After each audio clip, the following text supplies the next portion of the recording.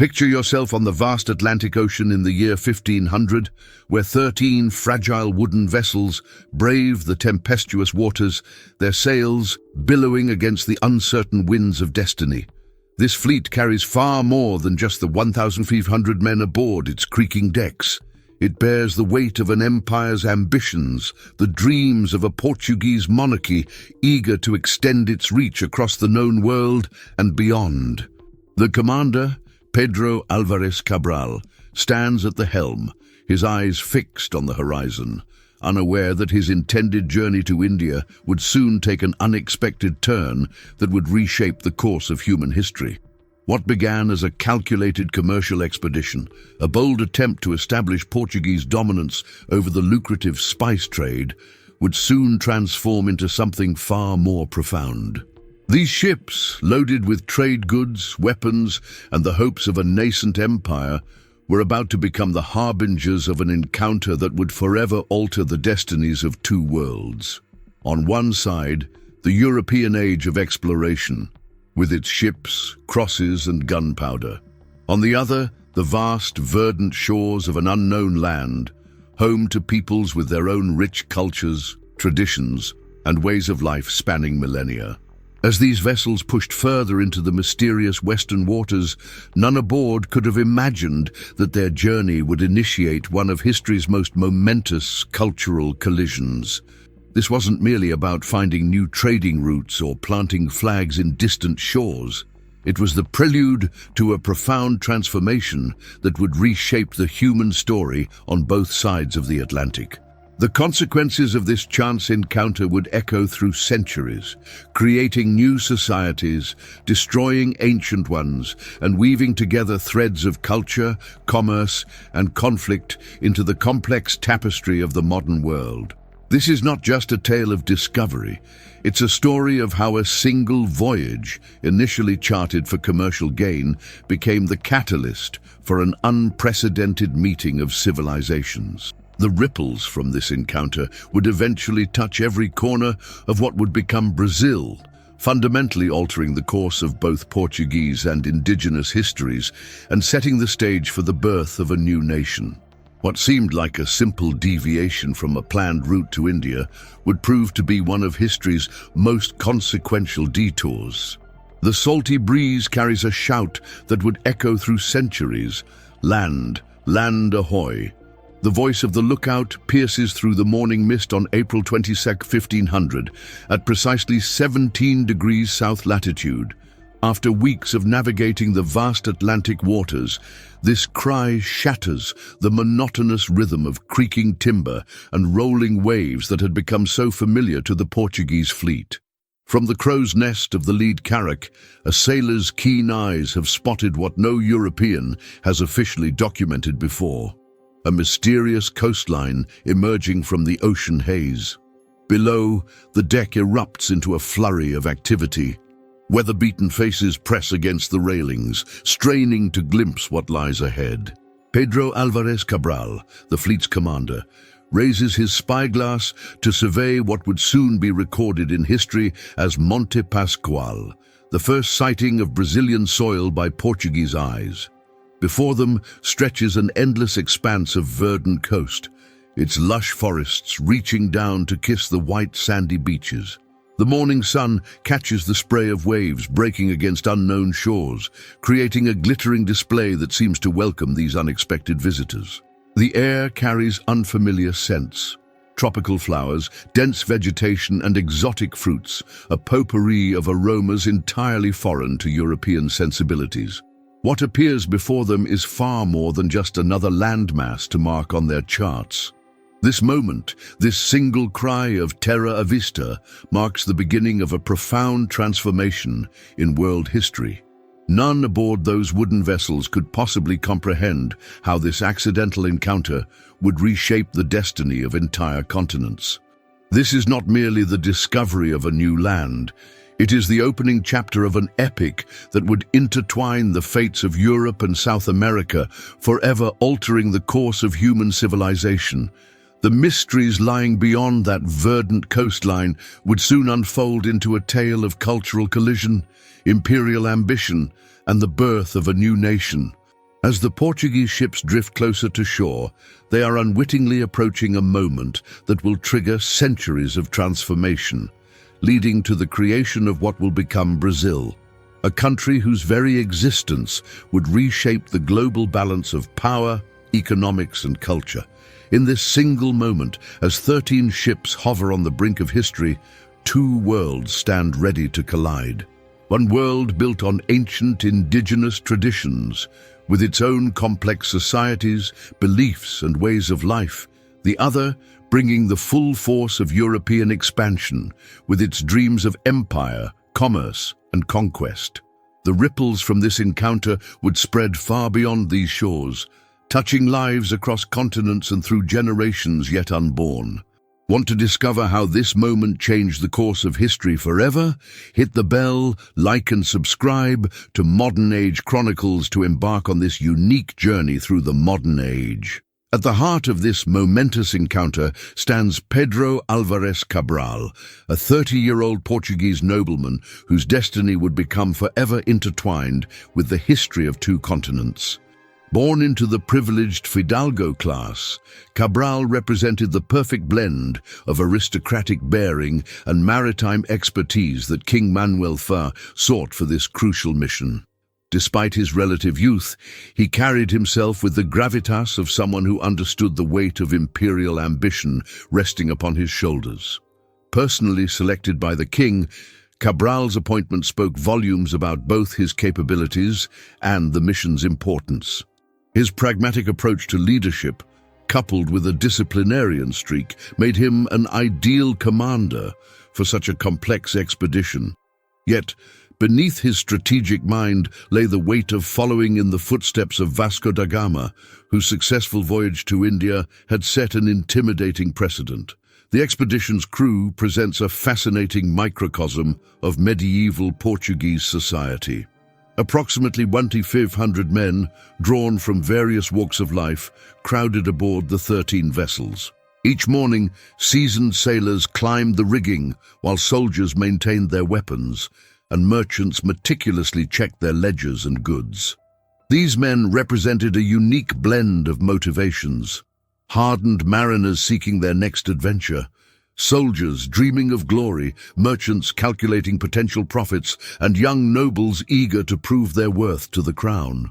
They endured horrific conditions aboard their wooden worlds, cramped quarters where disease spread rapidly, rancid food that barely sustained them, and the constant threat of violent storms or deadly calms. The stench of unwashed bodies mingled with the salty air, while rats scurried through their meager food supplies. Yet they persevered, driven by a complex mixture of duty, greed, religious fervor, and the simple human desire to glimpse what lay beyond the horizon. The indigenous peoples they encountered, particularly the Tupiniquim people, represent the other side of this world-changing meeting. These were sophisticated societies with their own complex social structures, spiritual beliefs, and ways of understanding the world. When they first spotted the strange wooden structures approaching their shores, their reaction was a mixture of curiosity and cautious observation. These were people who had lived in harmony with the coastal forests for countless generations, developing intricate knowledge of local plants, animals, and seasonal patterns. Their initial encounters with the Portuguese were marked by a fascinating dance of mutual incomprehension and attempts at understanding. Without sharing a common language, both sides relied on an elaborate system of gestures, facial expressions, and improvised signs. The Tupiniquim's initial openness to these strange visitors, demonstrated through offerings of food and peaceful approaches to the shore, would tragically pave the way for centuries of exploitation, though none could have foreseen this at the time. This complex web of human interaction between the ambitious commander, his diverse and struggling crew, and the indigenous peoples they encountered would set the stage for one of history's most consequential cultural collisions. Each group brought their own worldview, hopes and fears to these encounters, creating a rich tapestry of human experience that would ultimately reshape the destiny of an entire continent.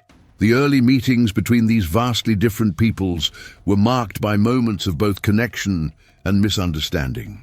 While the Portuguese saw potential subjects of their crown and souls to be saved, the Tupiniquim likely viewed these visitors through their own cultural lens, perhaps as potential allies or simply as curious visitors from unknown lands. These fundamentally different worldviews, combined with the inability to communicate effectively, would have profound implications for the centuries of interaction that would follow. As the Portuguese fleet approached the Brazilian coastline, they entered a world that would overwhelm their European senses. The familiar scent of sea salt began to mingle with something entirely new. The heady perfume of tropical vegetation carried on warm breezes. The air itself felt different here, thick with humidity and laden with the sweet decay of the rainforest floor. Exotic flowers released their intoxicating fragrances into the air, creating an olfactory tapestry utterly foreign to European nostrils, accustomed to the crisp, cool Atlantic winds. The soundscape transformed as they drew closer to shore. The monotonous creaking of ships' timbers and flapping of canvas sails was gradually overtaken by a symphony of unknown birds. Brilliant scarlet macaws screaming overhead, the haunting calls of toucans echoing through the canopy, and countless other avian voices that had never before reached European ears. The dense, humid forest seemed alive with sound, a constant chorus of mysterious creatures hidden within its depths. Before them stretched a wall of green, unlike anything in their experience. Where European forests were orderly and navigable, this was a chaos of vegetation. Massive trees draped in vines, their branches heavy with bromeliads and orchids, creating a dense canopy that seemed to touch the clouds. The forest pressed right up to the shoreline, creating an intimidating barrier of biodiversity that defied their understanding of how a landscape should behave. The contrast between the two worlds meeting on this shore could not have been more stark. The Portuguese ships, their white sails billowing against the tropical sky, represented the height of European maritime technology. These wooden vessels, though impressive in their construction, now seemed somehow out of place against the backdrop of this wild coast. Aboard these ships, sailors and officers moved about in their heavy wool and leather garments, sweating profusely in the tropical heat, their European clothing entirely unsuited to this new climate. Below decks, primitive but essential navigational instruments told the story of their journey. Astrolabes for measuring the stars, hourglasses for keeping time, compasses for maintaining direction, and detailed charts that now needed significant revision to account for this unexpected land. These tools, representing the best of European scientific knowledge, seemed somehow inadequate in the face of this new world. The Portuguese observers, peering through their spyglasses, must have been struck by the sight of the indigenous peoples moving freely along the beach, their unclothed bodies perfectly adapted to the tropical environment.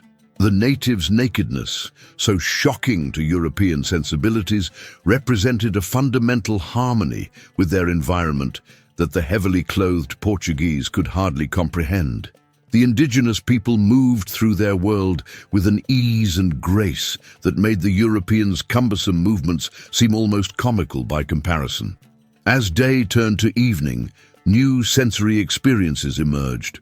The sunset painted the sky in colors more vivid than any Portuguese sunset, while unfamiliar stars began to appear overhead.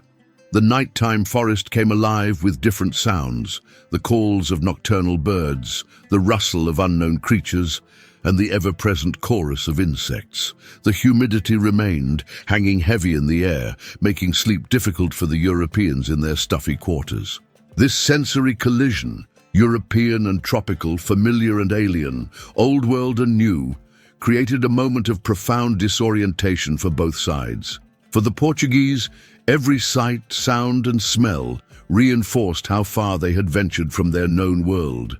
For the indigenous peoples, the arrival of these strange vessels, with their oddly dressed occupants, represented an equally dramatic departure from their normal experience. This meeting of worlds, recorded in documents and memories, would mark the beginning of a new era in human history, one that would forever change both the observers and the observed.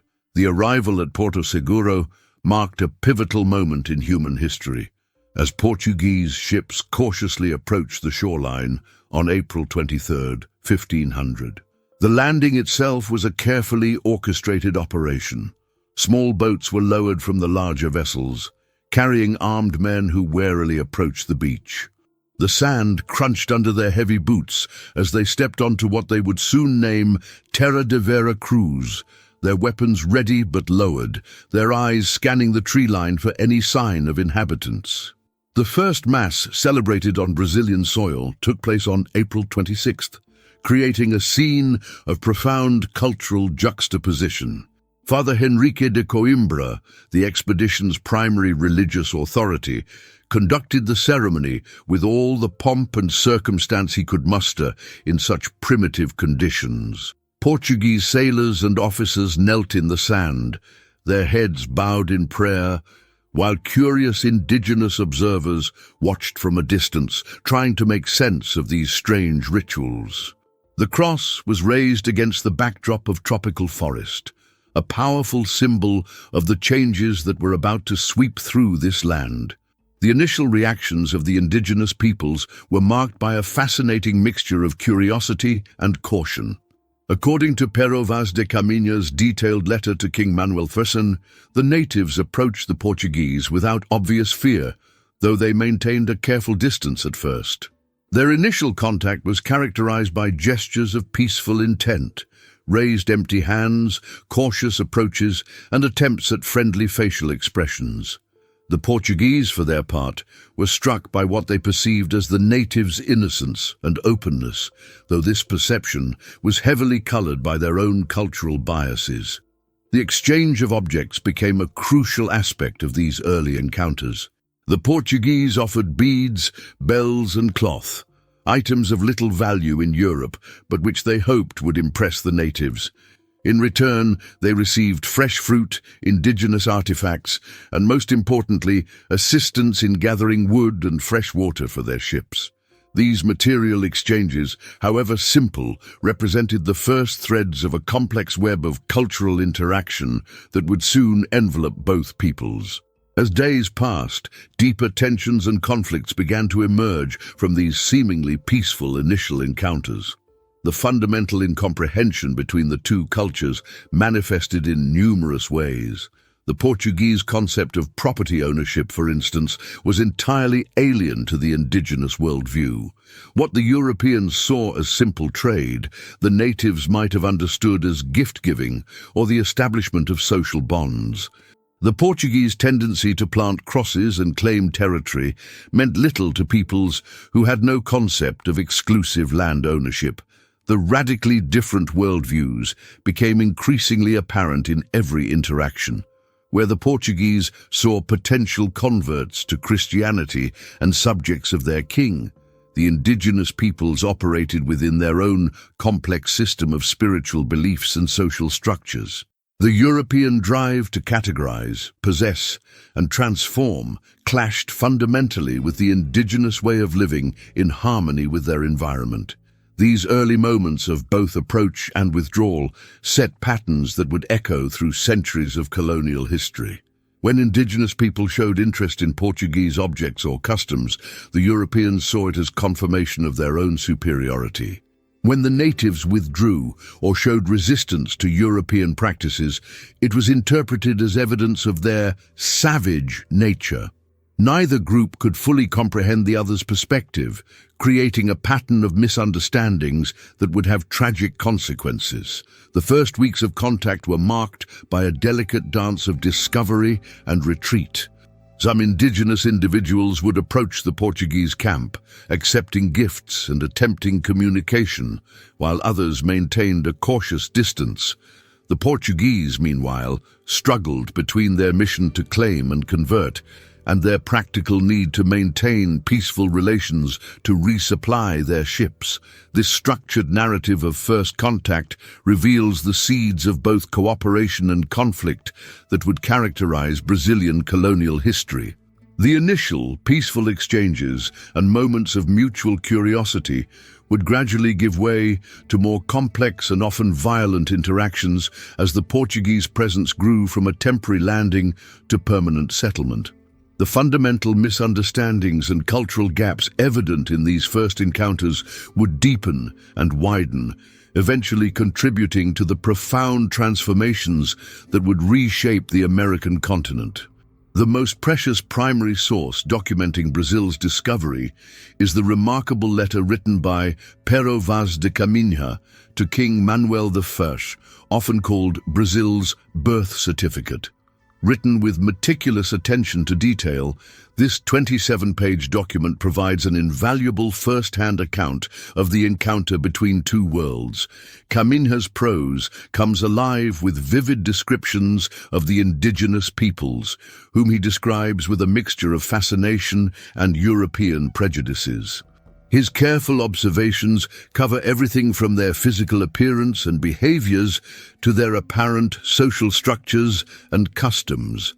The letter's most striking feature is its immediacy. We can sense the writer's wonder as he struggles to describe phenomena entirely new to European eyes. Beyond Caminha's letter, other expedition chroniclers left their own accounts, each adding unique perspectives to our understanding of this pivotal moment. The ship's master, João de Sá, provided technical observations about the coastline and navigation conditions.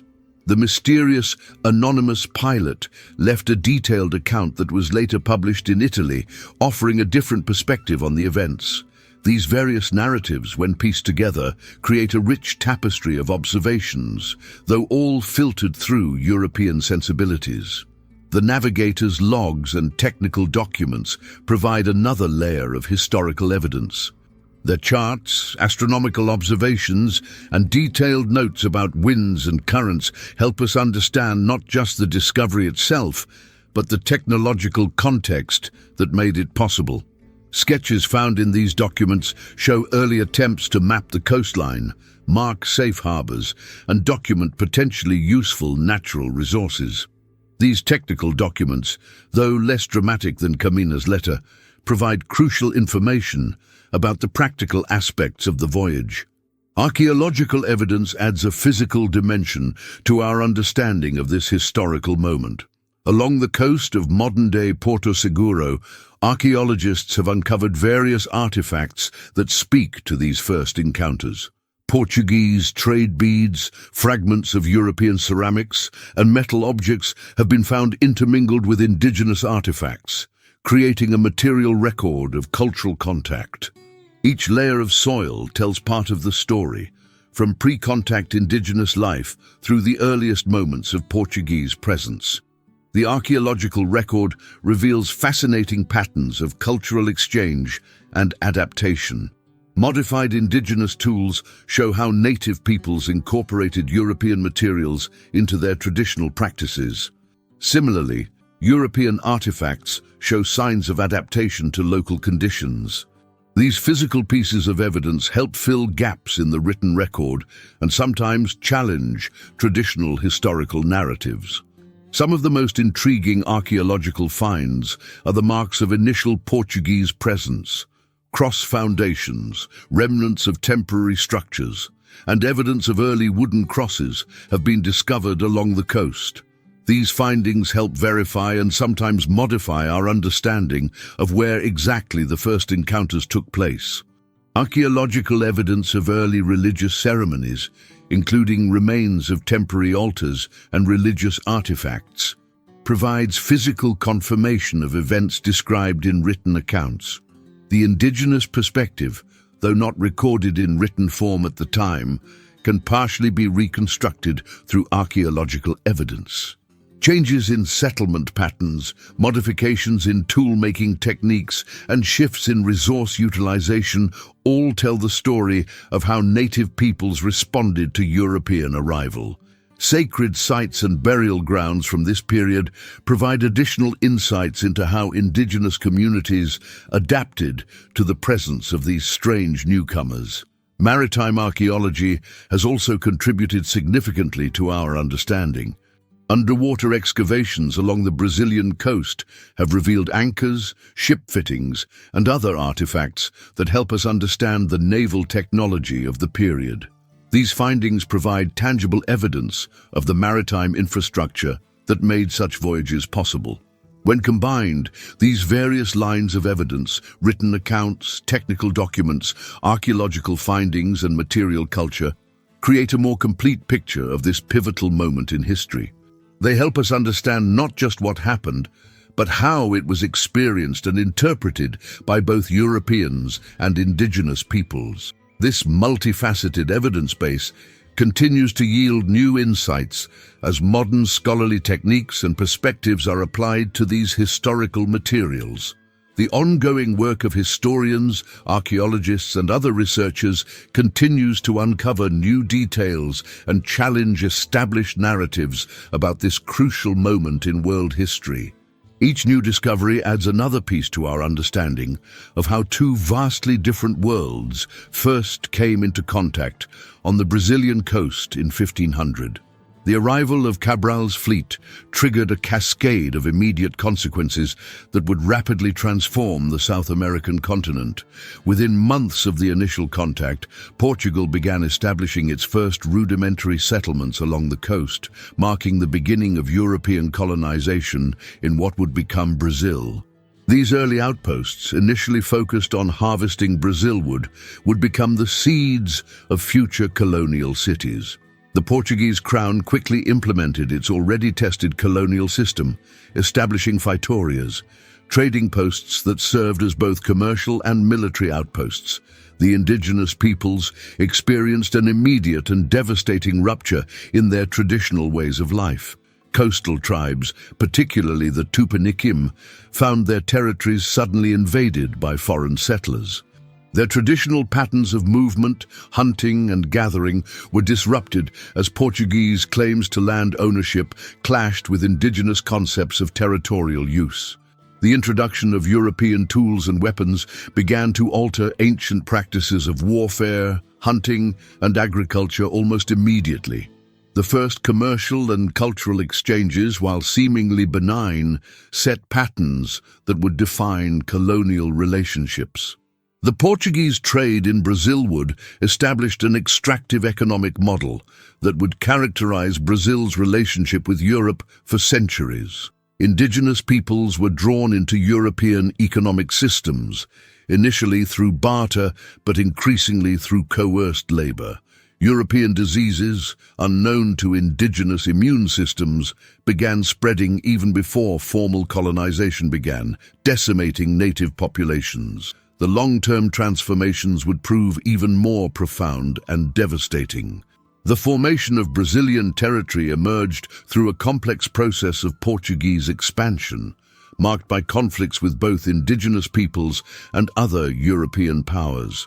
The Treaty of Tordesillas, while initially just a line on a map, became the basis for Portuguese territorial claims that would eventually shape modern Brazil's borders.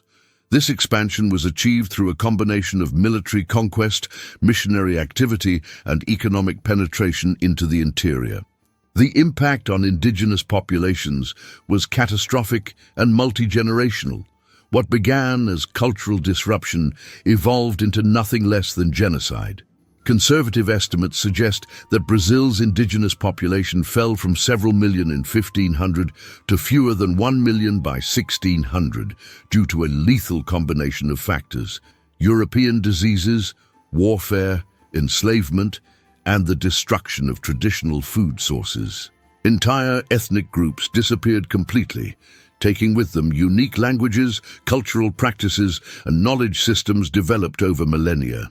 The colonial process initiated by Cabral's landing would fundamentally reshape every aspect of life in Brazil. The Portuguese introduced a hierarchical social system based on race and birth, creating enduring social structures that continue to influence Brazilian society today. The establishment of plantation agriculture, particularly sugar cultivation, led to the importation of millions of enslaved Africans, adding another tragic dimension to the colonial transformation. Environmental changes were equally dramatic. The Portuguese approach to land use, based on extensive agriculture and resource extraction, began a process of environmental transformation that would eventually threaten the very ecosystems that had first amazed European observers. The Atlantic forest, which once covered much of coastal Brazil, would be largely destroyed over the following centuries. The cultural impact extended far beyond the immediate zone of contact. Indigenous knowledge systems, religious practices, and social structures were systematically undermined by Portuguese colonial policies. The introduction of Christianity, while initially focused on conversion, became a tool for cultural domination. However, this process also led to unique forms of cultural synthesis, as indigenous and later African religious practices merged with Catholic traditions in ways that would characterize Brazilian spirituality. Economic patterns established in these early years created enduring structures of dependency. Brazil's role as a supplier of raw materials to Europe initially focused on Brazil wood and later expanding to sugar, gold, and other commodities, established economic patterns that would persist long after independence. The concentration of land ownership in the hands of a small elite, another colonial legacy, would shape Brazilian social and economic development for centuries. These transformations set in motion processes that would ultimately create modern Brazil, a nation of continental proportions, marked by extraordinary cultural diversity, but also by profound social inequalities. The impact of those first encounters in 1500 continues to reverberate through Brazilian society, shaping everything from land rights disputes to contemporary debates about racial inequality and environmental protection. Understanding these long-term consequences is crucial, not only for understanding Brazil's past, but also for addressing its present challenges and shaping its future development. Portugal, at the dawn of the 16th century, stood at the pinnacle of European maritime power, having transformed itself from a modest kingdom on the Iberian periphery into the leading edge of European expansion. Under the visionary leadership of successive monarchs, particularly Manuel I, Portugal had developed into a maritime empire of unprecedented scope. This transformation was no accident. It represented the culmination of nearly a century of systematic investment in nautical technology, exploration, and maritime infrastructure. The Portuguese Maritime Revolution represented one of history's great technological leaps forward. Their developments in shipbuilding produced the caravel and carrack, vessels capable of long-distance ocean travel.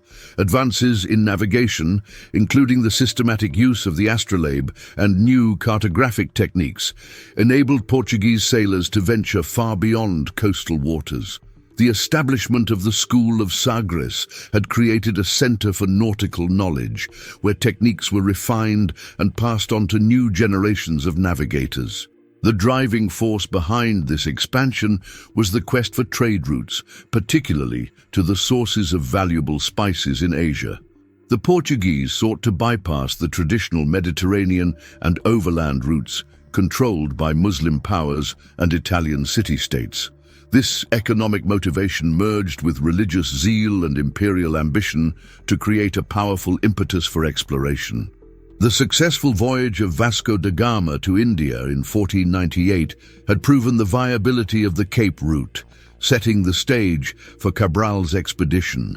The competition with other European powers added urgency to Portuguese expansion. Spain, following Columbus's voyages, had established a presence in the Caribbean. The Treaty of Tordesillas in 1494 had attempted to divide the non-European world between Portugal and Spain, but other powers, particularly England, France, and the Netherlands, were beginning to challenge this duopoly. This international competition drove Portuguese efforts to claim and secure new territories quickly. The paradigms of the age profoundly shaped how these explorations unfolded. Mercantilism, the dominant economic theory, viewed international trade as a zero-sum game where one nation's gain was another's loss. This mindset encouraged aggressive expansion and the establishment of monopolies over trade routes and resources. The Portuguese crown's tight control over maritime trade reflected this mercantile worldview. Christianity played a crucial role in both motivating and justifying expansion. The Portuguese saw themselves as carrying out a divine mission to spread the Catholic faith to new lands. This missionary zeal was inextricably linked with imperial ambition. Conversion of native peoples was seen as both a religious duty and a means of extending Portuguese control.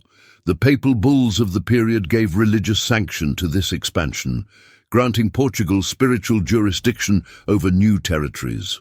The concept of discovery versus invasion reveals much about the European mindset of the time. For the Portuguese, these lands were discovered because they were unknown to European civilization, which they considered the center of the world.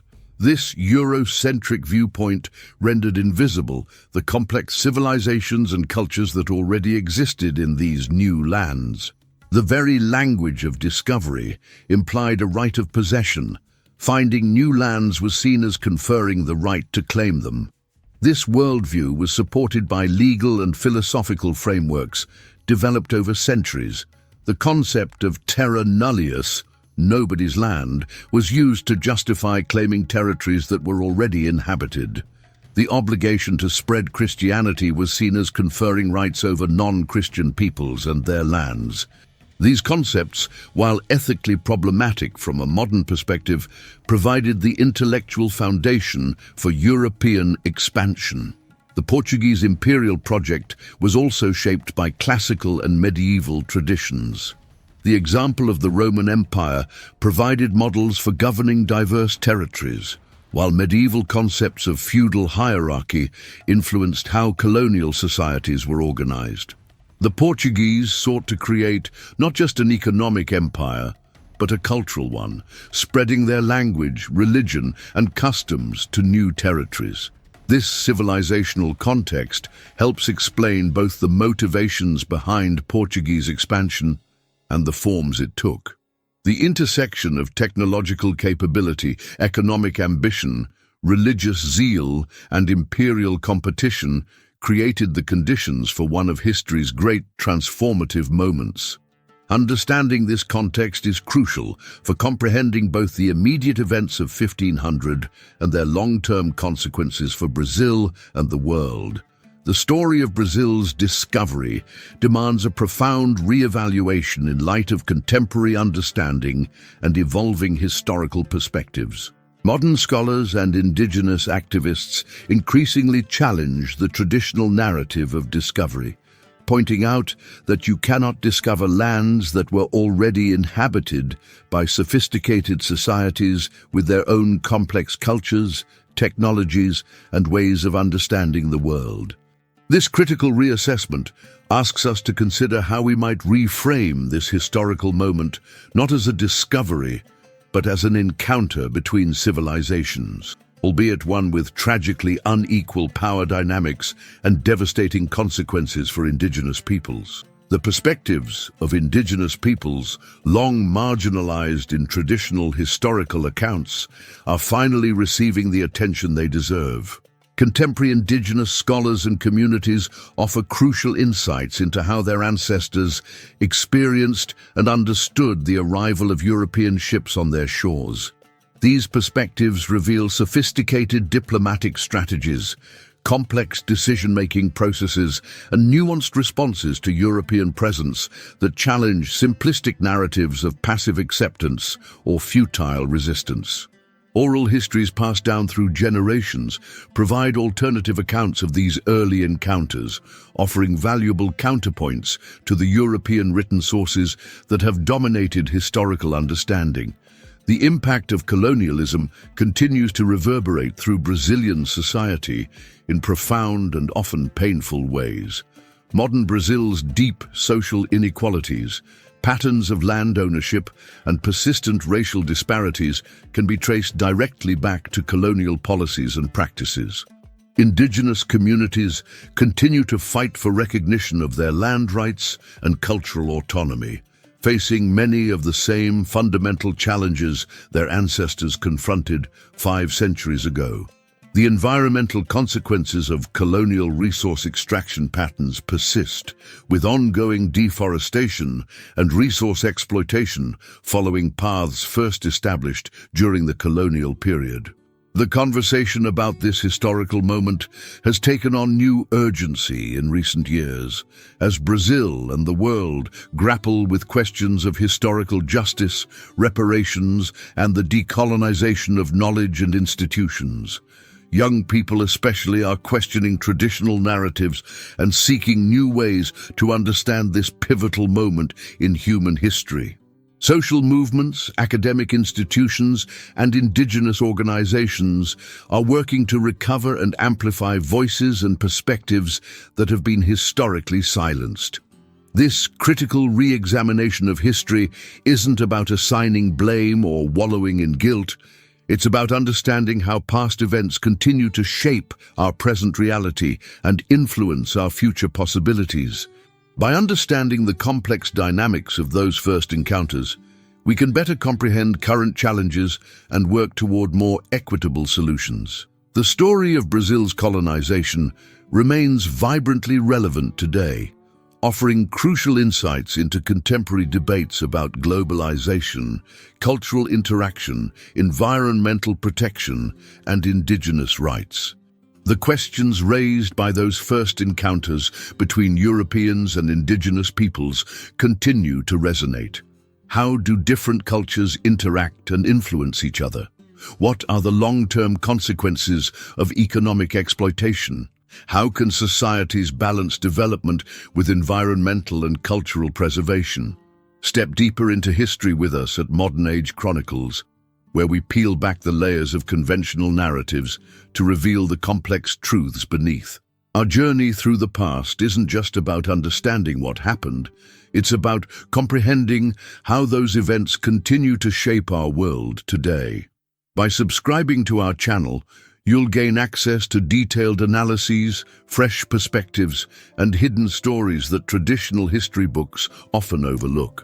Join us as we explore the fascinating interconnections between past and present, helping to illuminate the path toward our collective future. The story of Brazil's discovery is just the beginning. There are countless more historical revelations waiting to be uncovered.